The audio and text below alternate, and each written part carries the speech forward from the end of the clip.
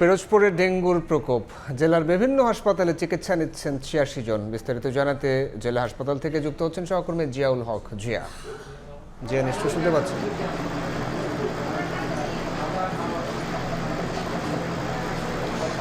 পিরোজপুরে আবারও মাথাচাড়া দিয়ে উঠেছে ডেঙ্গুতে আক্রান্ত রোগীর সংখ্যা।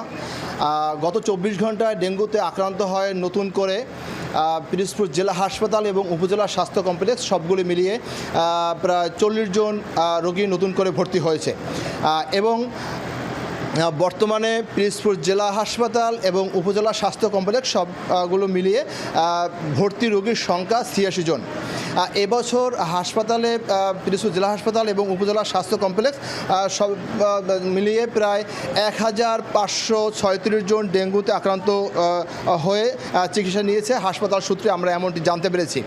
হাসপাতালে যে কর্তব্যরত চিকিৎসক রয়েছে এবং যে সিভিল সার্জন রয়েছে তার সাথে আসলে কথা বলে জানতে পেরেছি যে আসলে মাঝে কিছুটা ডেঙ্গুর রোগীর সংখ্যা কম ছিল, কিন্তু গত এক সপ্তাহ যাবৎ সেই রোগী আবার বৃদ্ধি পেয়েছে, আমরা এমনটি জানতে পেরেছি। তবে তারা বলেছেন যে পিরোজপুর জেলা হাসপাতাল ১০০ শয্যার হাসপাতাল, এই ১০০ শয্যার হাসপাতালে আজকে বর্তমানে ভর্তি রোগীর সংখ্যা রয়েছে ৩০২ জন। তো প্রায় ধারণ ক্ষমতার থেকে ৩ গুণ রোগী ভর্তি থাকায় হাসপাতাল কর্তৃপক্ষ চিকিৎসক এবং নার্স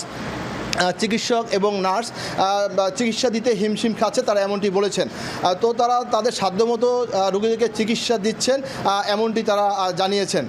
তো পিরোজপুর জেলা হাসপাতালে যে ধারণ ক্ষমতা তার থেকে ৩ গুণ রোগী ভর্তি থাকায় কিছুটা স্বাস্থ্যসেবা ব্যাহত হচ্ছে এমনটি আসলে আমরা জানতে পেরেছি।